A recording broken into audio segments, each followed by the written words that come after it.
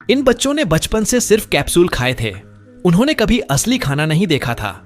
आगे चलकर समय बचाने के लिए लोगों ने खाना बिल्कुल बंद कर दिया। एक कैप्सूल ही उनका पेट भरने के लिए काफी था।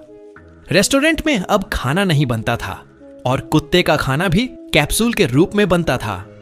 एक रोमांटिक डिनर एक नई तरह की गोली से ज्यादा कुछ नहीं था।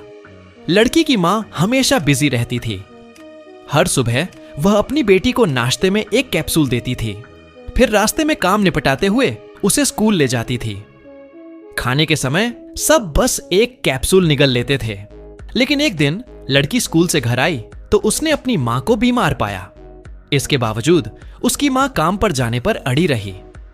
इससे भी बुरी बात यह थी कि उनके पास कैप्सूल खत्म हो गए थे। लड़की के पास बाहर जाकर और कैप्सूल खरीदने के अलावा कोई चारा नहीं था। तभी उसे गलती से एक अजीब लोहे का बर्तन मिला।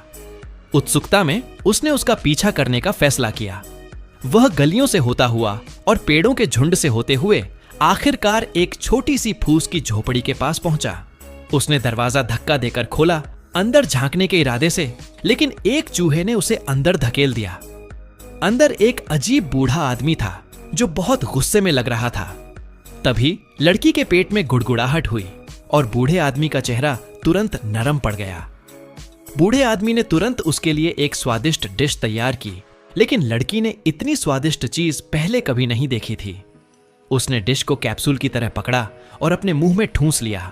तुरंत उसका दम घुटने लगा और उसे जोर से खांसी आने लगी। इसलिए उसने बूढ़े आदमी की नकल की, धीरे धीरे चबाया और हर निवाले का मजा लिया। अचानक उसके मुंह में एक अनोखा स्वाद आया, एक ऐसा स्वाद जो उसने पहले कभी महसूस नहीं किया था। भूख लगने पर उसने जल्दी से खाना खत्म कर दिया। जाने से पहले बूढ़े आदमी ने उसे स्वादिष्ट खाने से भरा एक डिब्बा दिया। घर वापस आने पर उसकी मां सोफे पर सो रही थी। लड़की ने डिब्बा खोला और खुशबू तुरंत कमरे में भर गई। खुशबू से उसकी मां जाग गई, जो अपने बचपन को याद किए बिना नहीं रह सकीं, जब लोग अभी भी असली खाने की कद्र करना जानते थे।